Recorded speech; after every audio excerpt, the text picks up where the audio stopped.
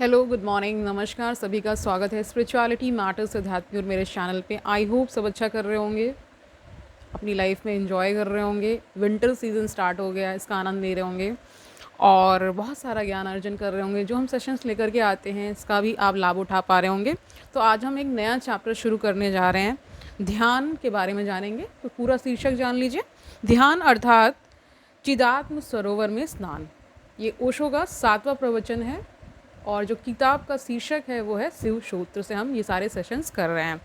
तो शुरू करते हैं आज का सेशन। इससे पहले कि सेशन हम स्टार्ट करें तो थोड़ा हम सिनॉप्सिस कर लेते हैं, यानी कि इसमें क्या क्या आने वाला है, क्या क्या हम मुख्य बिंदुओं को टच करने वाले हैं उसके बारे में थोड़ा सा ब्रीफ कर लेते हैं। तो क्या क्या जानेंगे। ध्यान बीज है, आसन से ही आता है शब्द आसनस्थ, अर्थात 100 स्थित व्यक्ति सहज ही चिदात्म सरोवर में निमज्जित हो जाता है। निमज्जित का अर्थ होता है डूबना, है ना, या एक तरह से तो वैसे तो होता है फंसा हुआ होना, लेकिन यहाँ पे डूबना, ठीक है। और आत्मनिर्माण अर्थात द्विज से ही शब्द है द्विजत्व, है ना, को प्राप्त करता है। विद्या का अविनाश यानी जन्म का विनाश है। ठीक है, तो ये सारे मुख्य बिंदु होने वाले हैं। तो शुरू करते हैं आज का सेशन, ठीक है। जानिए, जीसस से उनके शिष्यों ने पूछा, प्रभु का राज्य कैसा है, क्या है उसका रूप नाम। तो जीसस ने कहा, प्रभु का राज्य एक बीज की भांति है। बीज समझ रहे हैं, सीड की बात हो रही है। जीसस उसी बीज की बात कर रहे हैं जिसकी आज हम चर्चा करेंगे। ध्यान है वह बीज। बीज अपने आप में सार्थक नहीं होता, बीज तो एक साधन है, यानी मीन्स है, एंड नहीं है, ठीक है। बीज तो वृक्ष होने की संभावना है, यानी बीज में वो पोटेंशियल है कि वो आगे जाकर क्या हो सकता है, जब सही खाद और वर्षा या पानी कह लीजिए, है ना, धूप, सारी चीज़ें जब मिल जाती हैं तो फिर वो उसकी संभावना क्या है, एक अच्छा वृक्ष बनने में उसकी संभावना है, यानी बीज में वो संभावना निहित है, ठीक है।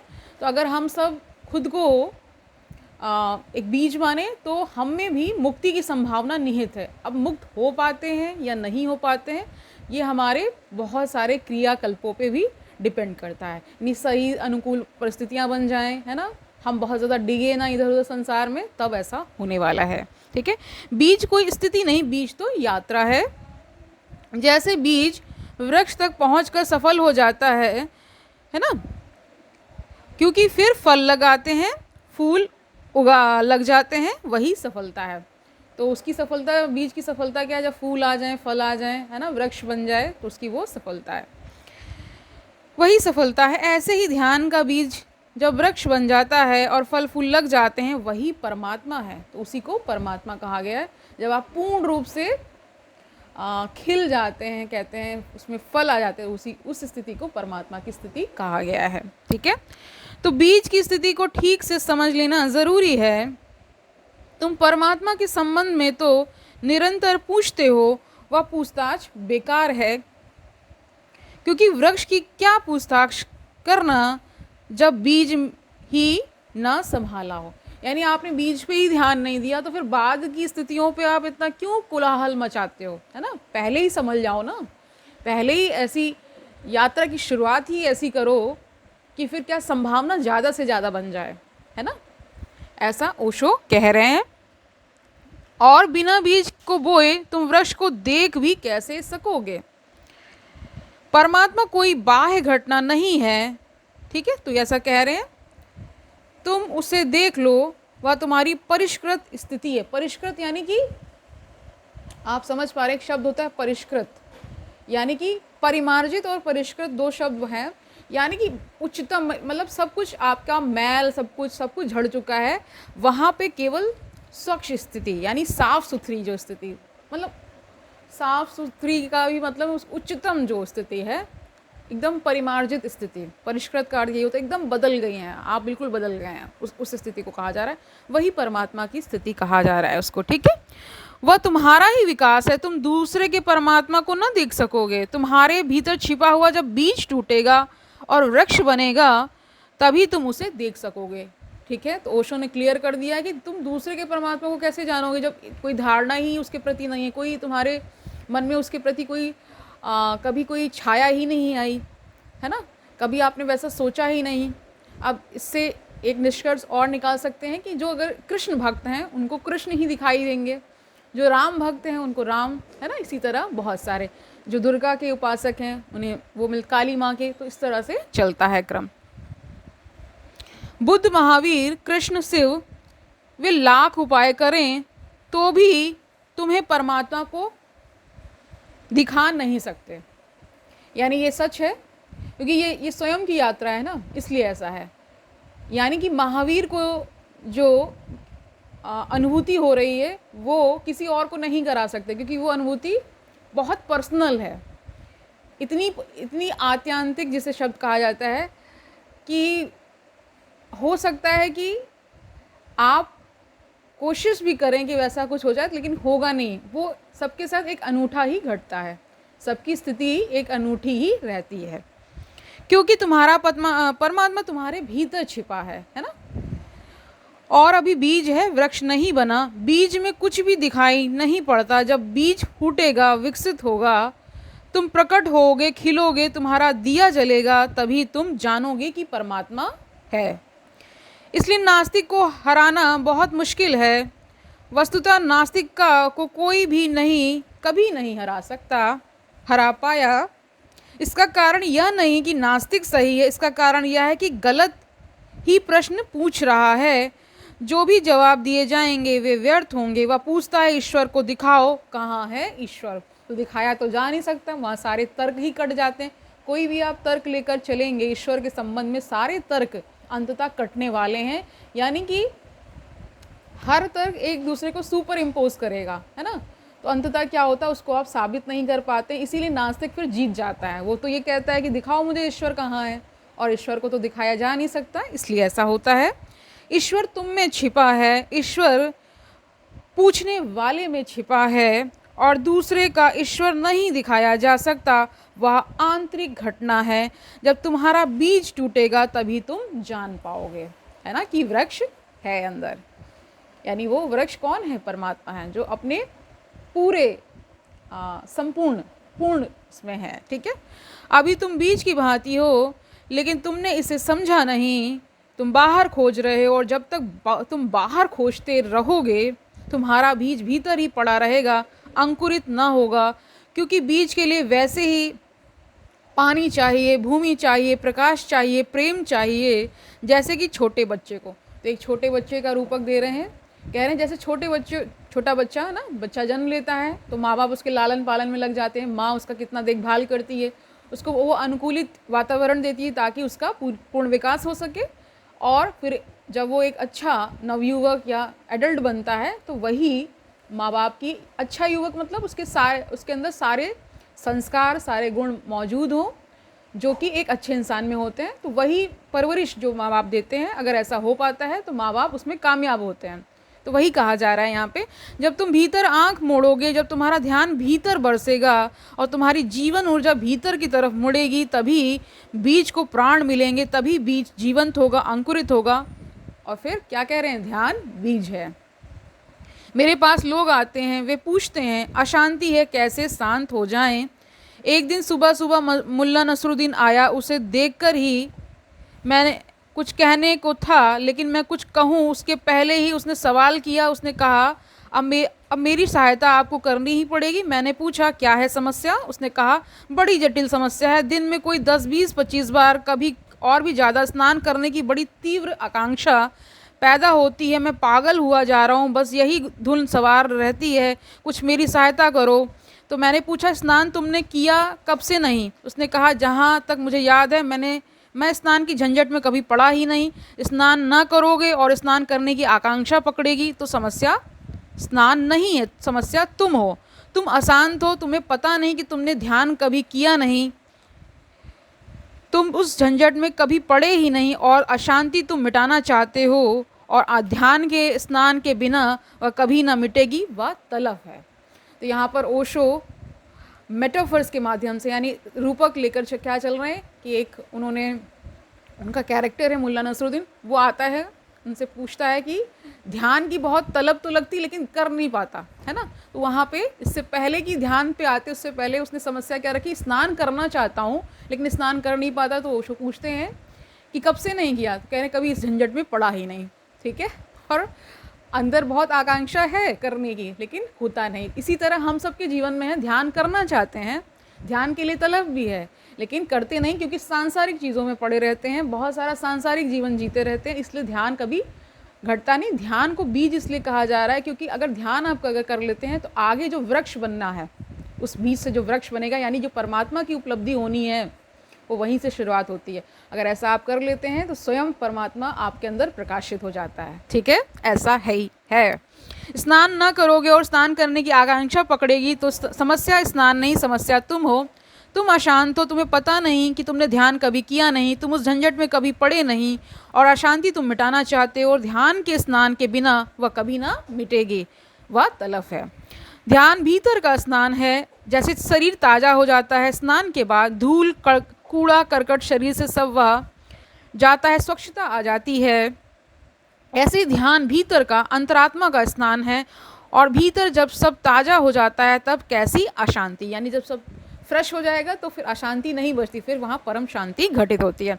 तब कैसा दुख, कैसी चिंता, तब तुम पुलकित होते हो, प्रफुल्लित होते हो, तुम्हारे पैरों में घुंघरू, इसमें शब्द घूंगर है ना, घूंगर बंध जाते हैं, तुम्हारा जीवन एक नृत्य हो जाता है, पूरा जीवन ही नृत्य हो जाता है। और देखिए नृत्य इंसान ज़्यादातर खुशी में ही करता है।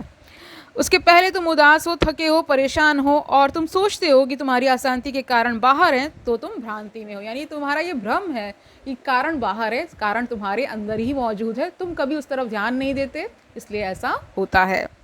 तुम्हारी अशांति का एक ही कारण है कि ध्यान के बीज को तुमने वृक्ष नहीं बनाया। तुम 1000 उपाय करोगे, धन मिल जाए तो अशांति ठीक हो जाएगी, पुत्र हो जाए, यश मिल जाए, कीर्ति मिल जाए, अच्छा स्वास्थ्य हो, शरीर हो, लंबी उम्र हो, सब कुछ हो जाएगा, लेकिन अशांति ना मिटेगी। वस्तुतः तो जितनी ये चीज़ें तुम्हें मिल जाएंगी उतनी ही तुम पाओगे कि तुम अशांति क्या कर रहे हो, और भी सघन होकर दिखाई पड़ने लगी। यानी देखिए बहुत सारे लोग जब तक सफल नहीं होते, सफलता यहाँ इसका पर्याय यहाँ पर ये कि वो जो लक्ष्य लेकर चलते हैं, यानी बड़ी नौकरी, बड़ा घर, है ना, बच्चे, शादी, ये सब लेकर चलते हैं, जब वो प्राप्त हो जाता है तो उसके बाद भी वो अशांति क्यों मौजूद रहती है, कभी आपने सोचा? सोचिएगा। उसका कारण ये है कि जो शांति है वो कैसे घटित होने वाली, जब आप ध्यान को लेकर चलेंगे, यानी ध्यान अपने जीवन में उतारेंगे, ध्यान करेंगे।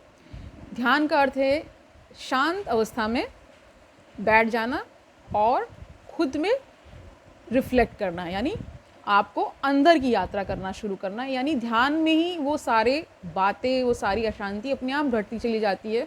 और एक ऐसी स्थिति फिर एक समय पे के बाद आती है जहाँ पर बाहर कुछ भी होता रहे, जैसे कल हमने जाना था ना, साधु कौन है, जिसका बाहर और अंदर का भेद मिट जाता है ना, वही सच्चा साधु है। तो वैसे ही आपको बनना पड़ेगा। आप गृहस्थ हैं तो भी ये प्रक्रिया से आपको गुजरना पड़ेगा, तभी वो परम शांति, परम परमात्मा आपके अंदर से प्रकाशित होगा। और फिर उसके बाद तो समझते ही हैं आप क्या स्थिति बनती है, फिर उसके बाद कुछ भी रह नहीं जाता, कुछ भी अनुभव करने के लिए, ठीक है। आगे जानिए, कह रहे हैं गरीब आदमी कब अशांत होता है, अमीर कम अशांत होता है, गरीब को कम अशांत, ओशो कह रहे हैं। अमीर ज़्यादा अशांत हो जाता है, अमीरी से अशांति क्यों बढ़ जाती है, ये सब प्रश्न कर रहे हैं। बढ़ती नहीं, होता तो गरीब ही अशांत है, लेकिन शरीर की ही भूख, शरीर की ही क्षुधा को निपटाने में इतनी ऊर्जा चली जाती है कि अपने भीतर की अशांति को देखने योग्य शक्ति भी नहीं बचती।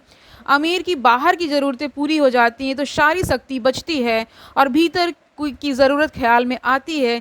गरीब भी उतना ही अशांत है, लेकिन अशांति को जानने की सुविधा नहीं है। अमीर को अशांति कांटे की तरह चुभने लगती है, वही दिखाई पड़ती है। तो समझा दिया है ओशो ने ऐसा क्यों होता है। गरीब आदमी की जो पूरी ऊर्जा है वो अपना पेट भरने में, बच्चों का लालन पालन करने में, है ना, रोज़मर्रा की जो ज़िंदगी में जो धन चाहिए, जो ऊर्जा चाहिए, उसी में खप जाती है सारी, है ना। लेकिन अमीर आदमी क्योंकि इन सारी भौतिकता को वो लगभग समाप्त कर, क्योंकि उसके पास उतना धन है, उतना वो कमा चुका है, अपना बंगला बना चुका है, सब कुछ कर चुका है, तो जो अशांति है अंदर की वो ज़्यादा ऊर्जा लेती है, वो बार बार मतलब उस अनुभव में आती कि मैं बहुत अशांत हूँ, है ना, इसलिए बीमारियाँ उनको भी ज़्यादा लगती हैं, इसलिए ही ऐसा होता है और इसलिए उसको ज़्यादा दिखाई पड़ता है कि मैं अशांत हूँ। गरीब को क्यों नहीं, गरीब भी उतना ही अशांत है, लेकिन उसका ध्यान उस तरफ नहीं जाता, है ना, रोज़मर्रा की उसमें ही उसकी सारी ज़िंदगी बच्चों को पढ़ाना इन सब में ही खप जाता है, रोज़मर्रा की जो ज़रूरतें हैं उनको पूरी करने में ही ना। तुम जिस दिन सब ज़रूरतें पूरी कर लोगे उस दिन तुम अचानक पाओगे असली ज़रूरत एक थी, वह है ध्यान। वो ध्यान है, बाकी सब ज़रूरतें शरीर की थी, तुम्हारी नहीं। यह सूत्र कहता है ध्यान बीज है तुम्हारी महत यात्रा में, जीवन की खोज में, सत्य के मंदिर तक पहुंचने में ध्यान बीज है। और ध्यान क्या है जिसका इतना मूल्य है, जो कि खिल जाएगा तो तुम परमात्मा हो जाओगे, जो सड़ जाएगा तो तुम नारकीय जीवन व्यतीत करोगे। ध्यान क्या है? ध्यान है निर्विचार चैतन्य की अवस्था, यानी जहाँ कोई विचार बचता नहीं है, फिर जहाँ होश तो पूरा हो और विचार बिल्कुल ना हो। तुम तो रहो लेकिन मन न बचे, मन की मृत्यु ध्यान है। अभी तुम तो हो, कह रहे अभी तुम तो हो ही नहीं, मन ही मन है। इससे उल्टा हो जाए तो ही तुम बचो और मन बिल्कुल ना बचे। अभी सारी ऊर्जा मन पिए जा रहा है, अभी जितनी भी तुम्हारी जीवन की शक्ति है वह मन चूस लेता है। जैसे पैरासाइट होता है ना, वो दूसरे के ऊपर, परजीवी जिसे कहते हैं, वो दूसरे का शरीर से अपना न्यूट्रिशन लेता है और अपना जीवन जीता है। वैसे ही मन को कह रहे मन सारा क्या चूस लेता है, ठीक है, जितनी शक्ति है, ठीक है। तो ध्यान से क्या होगा, मन नहीं बचेगा, मन की मृत्यु हो जाएगी और फिर आप ही आप बचेंगे, है ना। तुमने अमर बेल देखी है, वृक्ष को पकड़ लेती है, फिर वृक्ष सूखने लगता है और बेल जीने लगती है और बेल फैलने लगती है और बेल बड़ी मज़ेदार है। वह ठीक मन जैसी है, उसमें कोई जड़ें भी नहीं है, उसकी कोई जड़ नहीं है क्योंकि उसे जड़ की ज़रूरत ही नहीं है। वह दूसरे के शोषण से जीती है, वृक्ष को सुखाने लगती है, खुद जीने लगती है। और ठीक हिंदुओं ने उससे अच्छा नाम दिया, अमर बेल। वह मरती नहीं, जब तक भी उसे शोषण मिलता रहेगा वह अनंत काल तक जी सकती है। ऐसा ही तुम्हारा मन है, वह अमर बेल है, वह मरता नहीं, वह अनंत काल तक जी सकता है, जन्मों जन्मों तक तुम्हारा पीछा करेगा। और मज़ा यह है कि उसकी कोई जड़ नहीं, कोई बीज नहीं, उसका अस्तित्व बेजड़ है। मर जाना चाहिए उसे इसी वक्त, लेकिन मरता नहीं, वह शोषण से जीता है। और तुम्हारा मन तुम्हें चारों तरफ से घेरे हुए है। तुम तो बिल्कुल दब ही गए हो अमर बेल में, सारी जीवन ऊर्जा मन ले लेता है, कुछ बचता नहीं। तुम दीन दरिद्र, तुम सूखे सूखे जीते हो। मन तुम्हें उतना ही जीने देता है जितना ज़रूरी है मन के लिए। बेल भी वृक्ष को पूरा नहीं मारती, क्योंकि पूरा मारेगी तो खुद मर जाएगी। उतना बचाकर चलती है जितना ज़रूरी है। मालिक भी गुलाम को पूरा नहीं मार डालता, उतना भोजन देता है जितना गुलाम के ज़िंदा रहने के लिए ज़रूरी है। तुम्हारा मन तुम्हें बस उतना ही देता है जितना तुम बने रहो, अन्यथा 99% पी लेता है। 1% तुम हो, 99% मन है। यह गैर ध्यान की अवस्था है। 99% तुम हो जाओगे, 1% मन होगा, यह ध्यान की अवस्था है। तो उसका उल्टा हो जाएगा तो फिर ध्यान की अवस्था हो जाती है। और अगर 100% तुम हो गए और मन शून्य हो गया, यह समाधि की अवस्था है। तुम मुक्त हो गए, बीज पूरा वृक्ष हो गया, अब कुछ पाने को ना बचा। जो भी पाया जा सकता था पा लिया, सब संभावनाएं सत्य हो गई, जो भी छिपा था वह प्रकट हो गया। तब तुम्हारी सुगंध से अस्तित्व भर जाता है। तब तुम्हारा नर्तन दूर दूर कोनों तक, चारों चांद तारों तक सुना जाता है। तब तुम ही पुलकित नहीं होते, तुम्हारे साथ पूरी विश्व की प्राण धारा पुलकित होती है। तब अस्तित्व में एक उत्सव आ जाता है। जब भी कोई एक बुद्ध पैदा होता है, सारा अस्तित्व उत्सव से भर जाता है, क्योंकि सारा अस्तित्व तुम्हारे बीज को वृक्ष बनाने के लिए आतुर है। ध्यान का अर्थ है जहाँ मन ना के बराबर रह जाए। समाधि का अर्थ है जहाँ मन बिल्कुल शून्य हो जाए। तुम ही तुम बचो। और शिव का यह सूत्र कहता है ध्यान बीज है। तो आज के लिए इतना ही रखते हैं। आज की पूरे डिस्कशन का जो क्रक्स है वो आप जान लीजिए। क्या कहा गया? ध्यान को बीज कहा गया है, यानी ध्यान ऐसा है जहाँ पर, फिर क्या कहा ओशो ने कि 99% क्या बचता है? ध्यान बचे, आप बचे और मन 1% हो रह जाए, ठीक है। समाधि की अवस्था क्या है? जहाँ पे 100% तुम हो गए, बाकी सब शून्य हो गया, मन शून्य हो गया, सब कुछ, फिर उसके आगे फिर कुछ घटता नहीं है, और वही परमात्मा की अवस्था है, वही समाधि की अवस्था है। ठीक है, तो पूरा अस्तित्व इस प्रयास में रहता है कि वो बीज कब वृक्ष हो जाए, है ना। और फिर ये पूरा जो अस्तित्व है, यानी कि वो पूरा, जैसे कोई बुद्ध पैदा होता है, या बुद्ध कहते हैं कि वो पूरी प्रक्रिया से गुजरते तो वो बुद्ध होते, पहले तो कुछ और ही नाम होता है। बुद्ध का मतलब ये जो इनलाइटन हो चुका है ना, जिसमें जो पूरी तरीके से जागृत हो चुका है, उसको कहा जाता है ना। तो वहाँ पे क्या है, उस अवस्था में क्या है, 100% जो अस्तित्व है वो प्रकट हो जाता है, वो परमात्मा है ना। और फिर पूरी प्रकृति उसका उत्सव मनाती है। पूरा जो चल रहा है वो इसी उसमें है कि आप वो बन जाएं या हो जाएं, परमात्मा हो जाएं।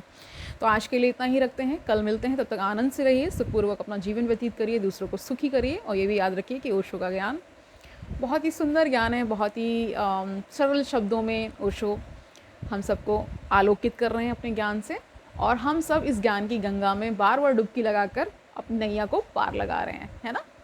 खुद ही हम ज्ञान ले रहे हैं, और साथ साथ ये भी जान रहे हैं कि इस ज्ञान को लेते हुए वो खुशी, वो ऊर्जा, वो आनंद भी हमें मिलता है। क्योंकि जान लेने का भी तो एक आनंद है ना, कि हम ये चीज़ जान गए। अब जान लेते हैं तो फिर क्या होता है, फिर धीरे धीरे हम उसको अपने जीवन में उतारते उतारते उसको पूरी तरीके से फलित करने की कोशिश, नहीं वो पूरे अपने उसमें आ जाए, है ना, कि हमारे अंदर वो ईश्वर, वो परमात्मा, वो प्रकाशित हो जाए। इसी के प्रयास में हम चल रहे हैं, है ना, यही प्रयास निरंतर कर रहे हैं, और आपको ये अवगत करा रहे हैं कि आप में वो सारी संभावनाएं, वो पोटेंशियल आप में मौजूद है मुक्त होने का, है ना। तभी तो उस तरफ ध्यान जा रहा है ना। कल मिलते हैं, तब तक के लिए हरि ओम तत्सत।